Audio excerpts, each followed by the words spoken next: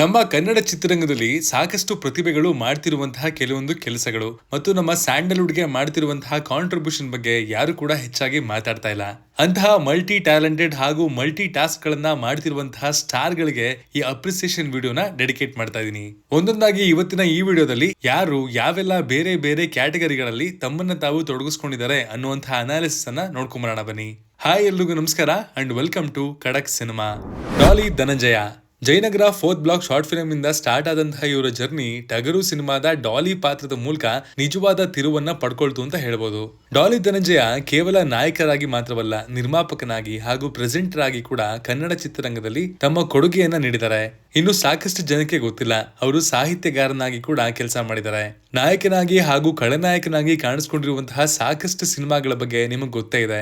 ಸಾಹಿತ್ಯಗಾರನಾಗಿ ಬಡವ ರಾಸ್ಕಲ್ ಸಿನಿಮಾದ Udupi hotel song, head bush ಸಿನಿಮಾದ ಹಬೀಬಿ ಹಬೀಬಿ ಸಾಂಗು, ಹೀಗೆ ಸುಮಾರು ಸಾಂಗ್ ಗಳಿಗೆ ಸಾಹಿತ್ಯವನ್ನ ಬರೆದಿರುವಂತಹ ಈ ಪ್ರತಿಭೆ ಟಗರು ಪಲ್ಯ ಹಾಗೂ ವಿದ್ಯಾಪತಿ ಇನ್ನು ಮುಂತಾದ ಸಿನಿಮಾಗಳಿಗೆ ಪ್ರೊಡ್ಯೂಸರ್ ಆಗಿ ಕೂಡ ಕಾಣಿಸ್ಕೊಂಡಿದ್ದಾರೆ. ನಿಮ್ಗೆ ಗೊತ್ತಾ, Jayanagar 4th block short film ನ ಸ್ಟೋರಿ ರೈಟರ್ ಕೂಡ ಅವರೇ ಆಗಿದ್ರು. ಸುಮ್ನೆ ಹೇಳಲ್ಲ, ಬಡವರು ಮನೆ ಮಕ್ಕಳು ಬೆಳಿಬೇಕು ಅಂತ, ಅವರಲ್ಲೂ ಕೂಡ ಟ್ಯಾಲೆಂಟ್ ಇದೆ ಅಂತ ಪ್ರೂವ್ ಮಾಡಿನೇ ಆ ಮಾತನ್ನ ಅವ್ರು ಹೇಳಿರೋದು. ಟ್ಯಾಲೆಂಟ್ ಇರುವಂತಹ ಬಡವ್ರ ಮಕ್ಕಳು ಬೆಳೆದ್ರೆ ಒಳ್ಳೇದೇ ಅಲ್ವಾ.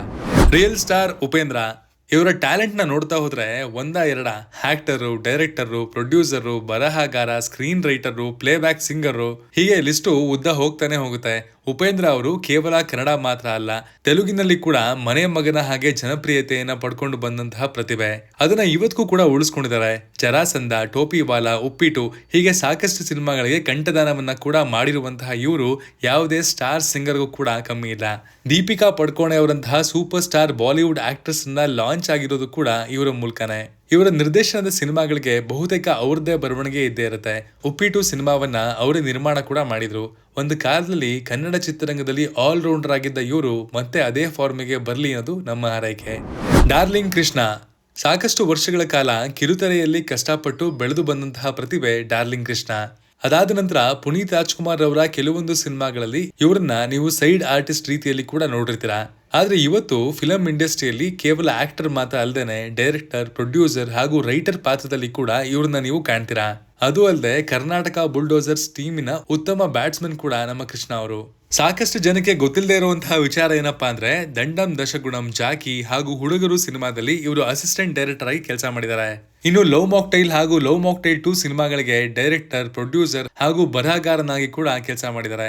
ತಮ್ಮ ಸಿನಿಮಾ ಅಂತ ಅನ್ಕೊಂಡು ಕೆಲಸ ಮಾಡಿದಕ್ಕೆ ತಾನೆ ಅವರಿಗೆ ಇವತ್ತು ಸಿನಿಮಾ ರಂಗ ಅಷ್ಟೊಂದು ದೊಡ್ಡ ಮಟ್ಟದ ಸಕ್ಸಸ್ ಅನ್ನ ತಂದ್ಕೊಟ್ಟಿರೋದು.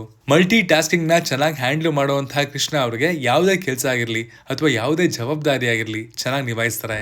ದುನಿಯಾ ವಿಜಯ್ ಇನ್ನು ಇತ್ತೀಚಿನ ವರ್ಷಗಳಲ್ಲಿ ದುನಿಯಾ ವಿಜಯ್ ಅವರು ಕೂಡ ಯಾವ ರೀತಿಯಲ್ಲಿ ತಮ್ಮನ್ನ ತಾವು ಬದಲಾವಣೆ ಮಾಡ್ಕೊಂಡಿದ್ದಾರೆ ಹಾಗೂ ಮಲ್ಟಿ ಟ್ಯಾಲೆಂಟೆಡ್ ಸೂಪರ್ ಸ್ಟಾರ್ ರೀತಿಯಲ್ಲಿ ಕಾಣಿಸ್ಕೊಳ್ತಾ ಇದ್ದಾರೆ ಅನ್ನೋದನ್ನ ನಾವೆಲ್ಲರೂ ವಿಟ್ನೆಸ್ ಮಾಡಿದೀವಿ. ಒಂದು ಕಾಲದಲ್ಲಿ ಕೇವಲ ಸ್ಟಂಟ್ ಮ್ಯಾನ್ ಆಗಿ ಹಾಗೂ ಸೈಡ್ ಆಕ್ಟರ್ ಆಗಿ ಕಾಣಿಸ್ಕೊಂಡಿದ್ದಂತಹ ಇವರು ದುನಿಯಾ ಸಿನಿಮಾದ ಮೂಲಕ ನಮ್ಮಂತವರು ಹೀರೋ ಆಗ್ಬೋದು ಅನ್ನೋದನ್ನ ತಮ್ಮ ಪ್ರತಿಭೆಯ ಮೂಲಕ ಸಾಬೀತುಪಡಿಸ್ತಾರೆ. ಇನ್ನು ಕೇವಲ ನಟನೆ ಮಾತ್ರ ಅಲ್ಲ, ಒಬ್ಬ ಸಿಂಗರ್ ಆಗಿ ಕೂಡ ದೇವರು ಸಿನಿಮಾದಲ್ಲಿ ಹಾಡಿದ್ರು. ಜನರು ಒಂದು ವಾಯ್ಸ್ ನ ಇಷ್ಟಪಟ್ರೆ ಸಾಕು, ಅದು ಇದೇ ರೀತಿ ಇರಬೇಕು ಅಂತ ಇಂಥದ್ದೇ ಆಗಿರ್ಬೇಕು ಅನ್ನುವಂತಹ ಮಾಪನ ಇಲ್ಲ ಬಿಡಿ. ಇನ್ನು ಜಯಮ್ಮನ ಮಗ ಸಿನಿಮಾಗೆ ಒಬ್ಬ ಪ್ರೊಡ್ಯೂಸರ್ ಆಗಿ ಕೂಡ ಇವರು ಕಾಣಿಸ್ಕೊಳ್ತಾರೆ. ಸಾಲು ಸಾಲು ಸಿನಿಮಾಗಳಲ್ಲಿ ಸೋತಿದ್ದ ದುನಿಯಾ ವಿಜಯ್ ರವರು ಖುದ್ದಾಗಿ ಕಮ್ ಬ್ಯಾಕ್ ಮಾಡಬೇಕು ಅಂತ ಸಲಗಾ ಸಿನಿಮಾದ ಮೂಲಕ ಡೈರೆಕ್ಟರ್ ಹಾಗೂ ರೈಟರ್ ಆಗಿ ಕೂಡ ಕನ್ನಡ ಚಿತ್ರರಂಗಕ್ಕೆ ತಮ್ಮ ಹೊಸ ಪ್ರತಿಭೆನ ತೋರಿಸ್ತಾರೆ ಹಾಗೂ ಮೊದಲ ಪ್ರಯತ್ನದಲ್ಲೇ ದೊಡ್ಡ ಮಟ್ಟದಲ್ಲಿ ಗೆಲ್ತಾರೆ. ಇವತ್ತು ಕನ್ನಡದ ಭರವಸೆ ನಿರ್ದೇಶಕರಲ್ಲಿ ಇವರು ಕೂಡ ಒಬ್ರು. ಈಗ ಅವರು ನಟನೆ ಮಾಡದೆ ಬರೀ ನಿರ್ದೇಶಕರಾಗಿ ಸಿಟಿ ಲೈಟ್ ಸಿನಿಮಾವನ್ನ ಡೈರೆಕ್ಟ್ ಕೂಡ ಮಾಡಿದ್ದಾರೆ. ಇವರ ಕಾಂಟ್ರಿಬ್ಯೂಷನ್ ಕೂಡ ಹೀಗೆ ಸಾಗ್ಲಿ. ಪ್ರೇಮ್ಸ್ ನಮ್ಮ ನಿರ್ದೇಶಕ ಪ್ರೇಮ್ಸ್ ಕೂಡ ಈ ಮಲ್ಟಿ ಟಾಸ್ಕಿಂಗ್ ವಿಚಾರಕ್ಕೆ ಬಂದ್ರೆ ಯಾವುದೇ ಮಹಾನೀಯರಿಗಿಂತಲೂ ಕೂಡ ಕಮ್ಮಿ ಇಲ್ಲ. ನೀವು ಹಾಗೆ ನೋಡ್ತಾ ಹೋದ್ರೆ ಅವರೊಬ್ಬ ನಟ, ನಿರ್ದೇಶಕ, ನಿರ್ಮಾಪಕ, ಬರಹಗಾರ ಹಾಗೂ ಸಿಂಗರ್ ಕೂಡ ಹೌದು. ಅವರ ಸಿನಿಮಾದಲ್ಲಿ ಒಬ್ಬ ಮ್ಯೂಸಿಕ್ ಡೈರೆಕ್ಟರ್ ಗಿಂತ ಹೆಚ್ಚಾಗಿ ಸಂಗೀತದ ಬಗ್ಗೆ ಹೆಚ್ಚಿನ ಅಭಿರುಚಿನ ಹೊಂದಿರ್ತಾರೆ ಹಾಗೂ ಸಾಂಗ್ಗಳು ಕೂಡ ಸೂಪರ್ ಹಿಟ್ ಆಗಿ ಬಂದಿರುತ್ತೆ. ಕಿರಣ್ ಕುಮಾರ್ ಆಗಿ ಹುಟ್ಟಿದ್ರು ಕೂಡ ಪ್ರೇಮ್ ಅಂತ ಎಲ್ಲಾ ಕಡೆ ಫೇಮಸ್ಸು. ಇನ್ನು ಅವರು ಡೈರೆಕ್ಷನ್ ಮಾಡ್ತಾರೆ ಅಂದ್ರೆ ಕನ್ನಡ ಸಿನಿಮಾದ ಫ್ಯಾನ್ಸ್ ಆಗಿ ಖಂಡಿತವಾಗ್ಲೂ ಕನಿಷ್ಠ ಪಕ್ಷ ಅವರ ಬಾಯಿಂದ ಒಂದು ಸಾಂಗ್ ನಾದ್ರೂ ಆ ಸಿನಿಮಾದಲ್ಲಿ ನಾವು ಎಕ್ಸ್ಪೆಕ್ಟ್ ಮಾಡೇ ಮಾಡ್ತೀವಿ. ಅವರ ಲಿರಿಕ್ಸ್ ಗಳು ಕೂಡ ತುಂಬಾ ಚೆನ್ನಾಗಿ ಆಡಿಯನ್ಸ್ಗೆ ತಲುಪುತ್ತೆ. ಇನ್ನು ಒಬ್ಬ ಸಿನಿಮಾದ ನಿರ್ದೇಶಕರಾಗಿ ತನ್ನ ಸಿನಿಮಾ ಯಾವ ರೀತಿಯಲ್ಲಿ ಆಡಿಯನ್ಸ್ಗೆ ರೀಚ್ ಮಾಡಬೇಕು ಎನ್ನುವಂತಹ ಮಾರ್ಕೆಟಿಂಗ್ ಮೆಂಟಾಲಿಟಿ ನಮ್ಮ ಕನ್ನಡ ಚಿತ್ರರಂಗದಲ್ಲಿ ಬೇರೆ ಯಾವುದೇ ಡೈರೆಕ್ಟರ್ ಗಳಲ್ಲಿ ಕೂಡ ನೀವು ಪ್ರೇಮ್ ಅವರ ರೀತಿಯಲ್ಲಿ ನೋಡೋದಕ್ಕೆ ಚಾನ್ಸೇ ಇಲ್ಲ. ಅಷ್ಟರ ಮಟ್ಟಿಗೆ ಬುದ್ಧಿವಂತಿಕೆಯನ್ನ ಒಂದು ಫಿಲಂ ನ ಮಾರ್ಕೆಟಿಂಗ್ ನಲ್ಲಿ ಪ್ರೇಮ್ ಅವರು ತೋರಿಸ್ತಾರೆ. ಒಬ್ಬ ನಟನಾಗಿ ಅವರು ಸಕ್ಸಸ್ ಕಾಣದೇ ಇರಬಹುದು, ಆದ್ರೆ ಅವರ ಸ್ಕ್ರೀನ್ ಪ್ರೆಸೆನ್ಸ್ ನ ಜನರು ಇಷ್ಟಪಡ್ತಾರೆ ಅನ್ನೋದ್ರಲ್ಲಿ ಎರಡು ಮಾತಿಲ್ಲ. ಕಿಚ್ಚ ಸುದೀಪ. ಅಭಿನಯ ಚಕ್ರವರ್ತಿ ಕಿಚ್ಚ ಸುದೀಪ್ ರವರು ಕನ್ನಡ ಚಿತ್ರರಂಗ ಕಂಡಂತಹ ದೊಡ್ಡ ಸ್ಟಾರ್ ಆಲ್ರೌಂಡರ್ ಅಂತಾನೆ ಹೇಳ್ಬೋದು. ಸಿನಿಮಾ ಹೊರತುಪಡಿಸಿ ಇವರು television host, cricketer, chef, businessman, racing company owner, ಹೀಗೆ ಹೇಳ್ತಾ ಹೋದ್ರೆ ಲಿಸ್ಟ್ ಉದ್ದ ಆಗ್ತಾನೆ ಹೋಗುತ್ತೆ. 1997ರಲ್ಲಿ ರಿಲೀಸ್ ಆದಂತಹ ತಾಯವ್ವ ಸಿನಿಮಾದ ಮೂಲಕ ಅಧಿಕೃತವಾಗಿ ಕನ್ನಡ ಚಿತ್ರರಂಗಕ್ಕೆ ಎಂಟ್ರಿ ಕೊಟ್ಟರು ಕೂಡ ಅವರನ್ನ ಪ್ರತಿಯೊಬ್ರು ಅಪ್ಪಿ ತಪ್ಪಿಕೊಂಡಿದ್ದು ಹುಚ್ಚ ಸಿನಿಮಾದ ಮೂಲಕ. ಹುಚ್ಚಾದ ಕಿಚ್ಚನಾಗಿ ಇವತ್ತಿಗೂ ಕೂಡ ನಮ್ಮ ಪ್ರೀತಿಯ ಹಾರ್ಟ್ ನಲ್ಲಿ 6 ಅಡಿ ಕಟ್ಔಟ್ ಆಗಿ ಕುಳಿತುಕೊಂಡಿದ್ದಾರೆ. ಡೈರೆಕ್ಟರ್ ಆಗಿ ಅವರು ಮೊದಲ ಬಾರಿಗೆ ಕಾಣಿಸ್ಕೊಂಡಿದ್ದು ಮೈ ಆಟೋಗ್ರಾಫ್ ಸಿನಿಮಾದ ಮೂಲಕ. ಇದುವರೆಗೂ ಅವರು ಡೈರೆಕ್ಟರ್ ಆಗಿ ಸಿನಿಮಾಗಳನ್ನ ಮಾಡಿದ್ದು ರೀಮೇಕ್ ಸಿನಿಮಾಗಳನ್ನೇ. ಆದ್ರೂ ಕೂಡ ಒರಿಜಿನಲ್ ಕಂಟೆಂಟ್ ನ ನೇಟಿವಿಟಿಗೆ ರೀಮೇಕ್ ಮಾಡಬೇಕಾದ್ರೆ ಅದರ ರಿಚ್ನೆಸ್ ನಿಜಕ್ಕೂ ಕೂಡ ಹೈ ಕ್ವಾಲಿಟಿ ಆಗಿತ್ತು. ಅಂಡ್ ರಿಯಲ್ ಮೇಕರ್ಗಳು ಕೂಡ ಅದನ್ನ ನೋಡಿ ಮೆಚ್ಕೊಂಡಿದ್ದು ಇದೆ. ಇನ್ನು ನಿರ್ಮಾಪಕರಾಗಿ ಕೂಡ ಮೈ ಆಟೋಗ್ರಾಫ್, ಜಿಗರ್ ತಂಡ, ಮಾಣಿಕ್ಯ ಸೇರಿದಂತೆ ಸಾಕಷ್ಟು ಸಿನಿಮಾಗಳನ್ನ ನಿರ್ಮಾಣ ಮಾಡಿದ್ದಾರೆ. ಕಿಚ್ಚ ಕ್ರಿಯೇಷನ್ಸ್ ಹಾಗೂ ಇತ್ತೀಚಿನ ದಿನಗಳಲ್ಲಿ ಸುಪ್ರಿಯಾ ನ್ವಿ ಸ್ಟುಡಿಯೋಸ್ ಮೂಲಕ ಸಿನಿಮಾಗಳನ್ನ ನಿರ್ಮಾಣ ಮಾಡ್ತಿದ್ದಾರೆ. ಟಿವಿ ಹೋಸ್ಟ್ ಆಗಿ ಈಗಾಗಲೇ ಸಾಕಷ್ಟು ಶೋಗಳನ್ನ ನಡೆಸ್ಕೊಟ್ಟಿದ್ದಾರೆ ಹಾಗೂ ಸಿಂಗರ್ ಆಗಿ ಕೂಡ ಸಾಕಷ್ಟು ಸಿನಿಮಾಗಳಿಗೆ ತಮ್ಮ ಕಂಠದಾನವನ್ನ ಮಾಡಿದ್ದಾರೆ. ಎಲ್ಲದಕ್ಕಿಂತ ಹೆಚ್ಚಾಗಿ ಕಿಚ್ಚ ಸುದೀಪ್ ರವರ ಬಳಿ ಇಷ್ಟ ಆಗುವಂತಹ ಮೊದಲ ವಿಚಾರ ಏನಪ್ಪಾ ಅಂದ್ರೆ, ಯಾವುದೇ ಹೊಸ ಪ್ರತಿಭೆಗಳು ಸರ್ ನಮ್ ಸಿನಿಮಾಗೆ ಒಂದು ಗೆಸ್ಟ್ ರೋಲ್ ಮಾಡ್ತೀರಾ ಅಂತ ಕೇಳಿದ್ರೆ ಅಲ್ಲಿ ಬಂದು ನಿಲ್ಲುವಂತಹ ಮೊದಲ ಸೂಪರ್ ಸ್ಟಾರ್ ಕಿಚ್ಚ ಸುದೀಪ್. ಅದಕ್ಕೆ ಅಲ್ವಾ ಅವ್ರನ್ನ ಅಭಿಮಾನಿಗಳ ಅಭಿಮಾನಿ ಅಂತ ಕರೆಯೋದು. ಮುಂದಿನ ದಿನಗಳಲ್ಲಿ ಕಿಚ್ಚ ಸುದೀಪ ಅವರಿಂದ ಅಭಿಮಾನಿಗಳು ಹೆಚ್ಚಿನ ಸಿನಿಮಾಗಳನ್ನ ಎಕ್ಸ್ಪೆಕ್ಟ್ ಮಾಡ್ತಿದ್ದಾರೆ. ಅದೇ ರೀತಿಯಲ್ಲಿ ರಿಸಲ್ಟ್ ಕೂಡ ಬರ್ಲಿ ಅನ್ನೋದು ನಮ್ಮ ಹಾರೈಕೆ. ಸಾಧು ಕೋಕಿಲ ಅವ್ರ ಬಗ್ಗೆ ಮಾತಾಡೋದಕ್ಕೆ ಹೊರಟ್ರೆ ಒಂದ ಎರಡ, ಕನ್ನಡ ಚಿತ್ರರಂಗದ ವಿಶೇಷ ಪ್ರತಿಭೆಯ ಭಂಡಾರ ಅಂತಾನೆ ಹೇಳ್ಬೋದು.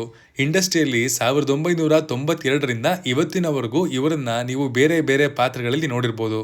Music director, actor, film director, singer, producer, ಹೀಗೆ ಬೇರೆ ಬೇರೆ ಜವಾಬ್ದಾರಿಗಳನ್ನ ಲೀಲಾಜಾಲವಾಗಿ ಮಾಡಿರುವಂತಹ ಪ್ರತಿಭೆ. ತಂದೆಯಿಂದಲೇ ಬಂದಿರುವಂತಹ ಮ್ಯೂಸಿಕ್ ಪ್ರತಿಭೆಯನ್ನ ತಮ್ಮ ರಕ್ತದಲ್ಲಿ ಹಾಸು ಹೊಕ್ಕಾಗಿಸ್ಕೊಂಡು ಬಂದವರು ಸಾಧು ಕೋಕಿಲ. ಮ್ಯೂಸಿಕ್ ಡೈರೆಕ್ಟರ್ ಆಗಿ ವಿಶೇಷ ಪ್ರತಿಭೆಯನ್ನ ಹೊಂದಿದ್ರು ಕೂಡ ಸಾಧು ಕೋಕಿಲ ಅವರು ಕನ್ನಡ ಚಿತ್ರರಂಗದಲ್ಲಿ ಇವತ್ತಿಗೂ ಕೂಡ ಹಾಸ್ಯ ನಟನಾಗಿನೇ ಚಿರಪರಿಚಿತರು. ಇನ್ನು ಇವರು ಡೈರೆಕ್ಟರ್ ಆಗಿ ಕೂಡ ಚಿಕ್ಕ ಪುಟ್ಟ ಸಿನಿಮಾ ಏನ್ ಮಾಡಿಲ್ಲ. ರಕ್ತ ಕಣ್ಣೀರು, ಸುಂಟರಗಾಳಿ, ಅನಾಥರು, ಹೀಗೆ ಸಾಕಷ್ಟು ಸೂಪರ್ ಹಿಟ್ ಸಿನಿಮಾಗಳನ್ನ ನಿರ್ದೇಶನ ಕೂಡ ಮಾಡಿದ್ದಾರೆ. ಇವರ ಕೆಲಸಗಳಿಗೆ ಹಾಗೂ ಚಿತ್ರರಂಗಕ್ಕೆ ಕೊಟ್ಟಿರುವಂತಹ ಇವರ ಕೊಡುಗೆಗಳನ್ನ ಗುರುತಿಸಿ ಸಕಲ ಕಲಾ ವಲ್ಲಭ ಎನ್ನುವಂತಹ ಬಿರುದನ್ನ ಕೊಟ್ಟರು ಕೂಡ ಆಶ್ಚರ್ಯ ಪಡಬೇಕಾಗಿಲ್ಲ. ಇನ್ನು ನಮ್ಮ ಕನ್ನಡ ಚಿತ್ರರಂಗದ ಶೆಟ್ಟಿ ತ್ರಯರು ಕೂಡ ಈ ಲಿಸ್ಟ್ ಅಲ್ಲಿ ಕಾಣಿಸ್ಕೊಳ್ತಾರೆ. 3 ಜನರು ಕೂಡ ಡೈರೆಕ್ಷನ್, ಆಕ್ಟಿಂಗ್, ಪ್ರೊಡ್ಯೂಸಿಂಗ್ ಹಾಗೂ ಬರವಣಿಗೆಯಲ್ಲಿ ತಮ್ಮನ್ನ ತಾವು ಸಂಪೂರ್ಣವಾಗಿ ತೊಡಗಿಸ್ಕೊಂಡವರು. ರಾಜ್ ಬಿ ಶೆಟ್ಟಿ ರವರ ಸಿನಿಮಾ ಜರ್ನಿ ಸ್ವಲ್ಪ ಮಟ್ಟಿಗೆ ಲೇಟ್ ಆಗಿ ಸ್ಟಾರ್ಟ್ ಆಯಿತು ಅನ್ನೋದು ಬಿಟ್ರೆ ಮೂವರ ಸಿನಿಮಾ ಜರ್ನಿ ಕೂಡ ಒಂದಕ್ಕೊಂದು ಹೊಂದಾಣಿಕೆ ಆಗುವಂತಹ ರೀತಿಯಲ್ಲಿ ಸಾಕೊಂಡು ಬಂದಿದೆ. ಎಲ್ಲಕ್ಕಿಂತ ಹೆಚ್ಚಾಗಿ ಕನ್ನಡ ಚಿತ್ರರಂಗದಲ್ಲಿ ಒಂದು ರೀತಿಯ ಹೊಸ ಸಿನಿಮಾದ ಅಲೆಯನ್ನ ತಂದಂತಹ ತ್ರಿವಳಿ ಜೋಡಿಗಳು ಇವ್ರದು. ಕನ್ನಡ ಚಿತ್ರರಂಗದಲ್ಲಿ ರಿಷಬ್ ಶೆಟ್ಟಿ ಹಾಗೂ ರಕ್ಷಿತ್ ಶೆಟ್ಟಿ ಜೋಡಿ ಕಿರಿಕ್ ಪಾರ್ಟಿ ಸಿನಿಮಾದ ಮೂಲಕ ಒಂದು ಹೊಸ ಪ್ರಯತ್ನವನ್ನ ಜಾರಿಗೆ ತಂದು ಅದರಲ್ಲಿ ಸಕ್ಸಸ್ ಆಗಿ ಬೇರೆಯವ್ರಿಗೆ ಕೂಡ ಹಾದಿಯನ್ನ ಹಾಕೊಡ್ತಾರೆ. ಸದ್ಯಕ್ಕೆ ಈಗಾಗಲೇ ರಿಷಬ್ ಶೆಟ್ಟಿ ಅವರು ಪ್ಯಾನ್ ಇಂಡಿಯಾ ಸ್ಟಾರ್ ಆಗಿ ಮಿಂಚ್ತಾ ಇದ್ದಾರೆ. ರಾಜ್ ಬಿ ಶೆಟ್ಟಿ ಅವರು ಕೂಡ ಕನ್ನಡ ಚಿತ್ರರಂಗದಲ್ಲಿ ಮಾತ್ರವಲ್ಲದೆ ಬೇರೆ ಭಾಷೆಗಳಲ್ಲಿ ಕೂಡ ಪರಿಚಿತರಾಗಿದ್ದಾರೆ. ಸದ್ಯಕ್ಕೆ ರಿಚರ್ಡ್ ಆಂಟೋನಿ ಸಿನಿಮಾದ ಮೂಲಕ ರಕ್ಷಿತ್ ಶೆಟ್ಟಿ ಅವರು ಚಾರ್ಲಿ ಸಿನಿಮಾದ ನಂತರ ದೊಡ್ಡ ಪ್ಯಾನ್ ಇಂಡಿಯಾ ಸ್ಟಾರ್ ಆಗೋದು ಒಂದೇ ಬಾಕಿ ಉಳ್ತಿರೋದು. ಈ ವರ್ಷ ಅದು ಆಗುತ್ತೆ ಅನ್ನೋದು ನಮ್ಮ ನಂಬಿಕೆ. ಆದ್ರೆ ಕಾಲವೇ ಇದಕ್ಕೆ ಉತ್ತರ ಕೊಡಬೇಕು. ಯಾಕಂದ್ರೆ ಶೆಟ್ಟರ್ ಅಂತೂ ಉತ್ತರ ಕೊಡ್ತಿಲ್ಲ. ಈ ಮಲ್ಟಿ ಟಾಸ್ಕಿಂಗ್ ಮಹಾರಥರಲ್ಲಿ ಯಾರ ಆಲ್ರೌಂಡ್ ಪರ್ಫಾರ್ಮೆನ್ಸ್ ನಿಮ್ಗೆ ಇಷ್ಟ ಆಗುತ್ತೆ ಅನ್ನೋದನ್ನ ಕಮೆಂಟ್ ಮಾಡಿ ತಿಳಿಸಿ. Signing off, Manu.